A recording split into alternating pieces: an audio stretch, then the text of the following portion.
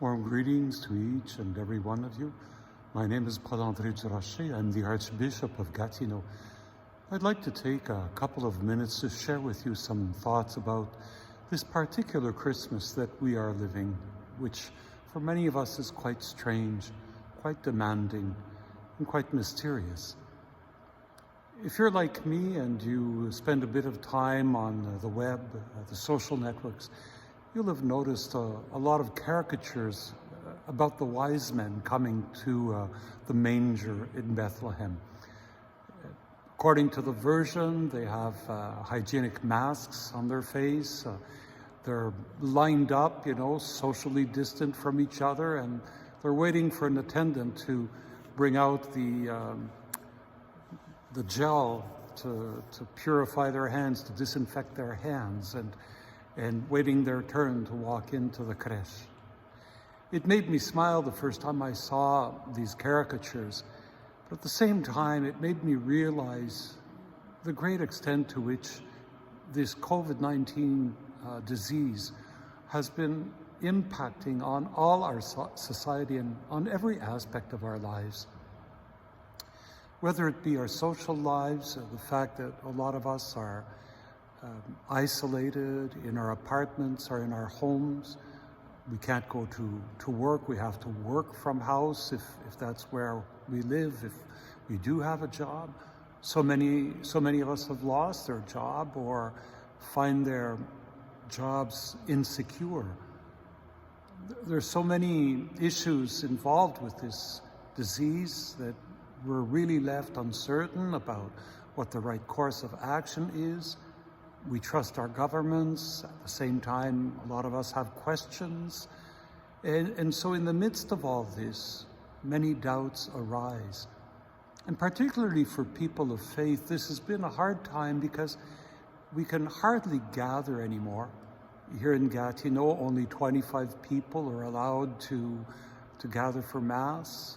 There are no meetings, no social events, no fundraisers, no Bible classes, no chance to simply get together as fellow believers to speak about our faith and to live it out in helping others. And we're not the worst off. We have to think of so many other countries that are a lot poorer than we are, that don't have the kind of health system that we have, don't have the kind of social safety nets that we have, or just struggling through this pandemic. It's affecting so many aspects of our lives, and it makes us doubt ourselves, doubt others, makes us doubt God. We wonder where God is in all of this. Let me come back to the story of the three wise men, these astrologers who came from the East. Not Jewish men, they were pagans. They followed other religions and somehow felt that the heavens were able to indicate to them that somebody important was being born. When they arrived in Judea, they went to see the most important person they knew, who was King Herod, to inquire. And Herod spoke to the specialists of the Jewish scriptures and asked them where the Messiah was to be born, and they answered Bethlehem. So he said, well, I think you want to go to Bethlehem.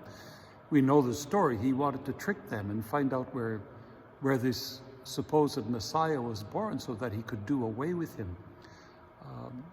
The wise men, they made their way to Bethlehem, and they found the house, thanks to that star.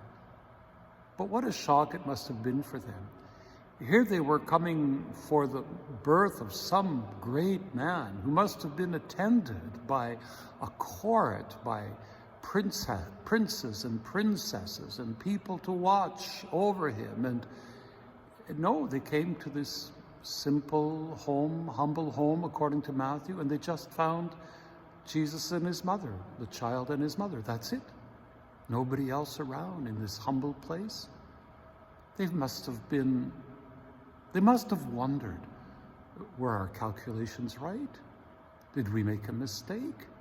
Can this be?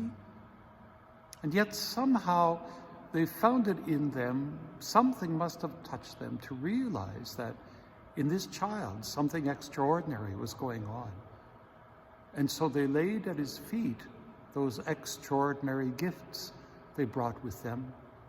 Gold, which is usually given to kings, and incense, which is offered to gods, and myrrh, which is offered to dead people to embalm their bodies. Did they realize the meaning of those gifts?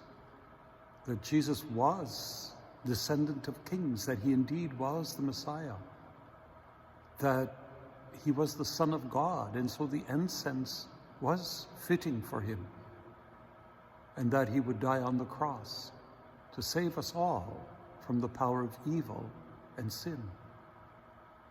Did they understand that? Did they really understand who this child was? In the same way, we are faced with our doubts, and we look at our homes, our apartments, these very ordinary places. Can God dwell here? Can God be in our midst?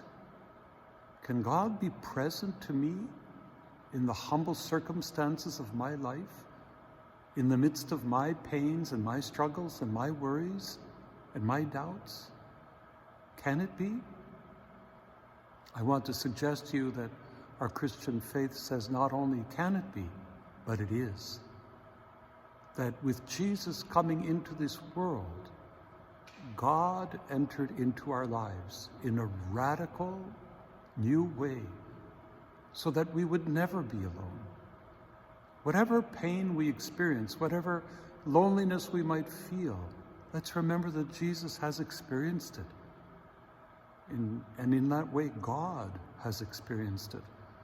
God has experienced our pains, our anxieties.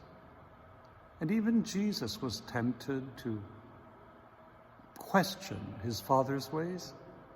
So let's not be surprised that we do too.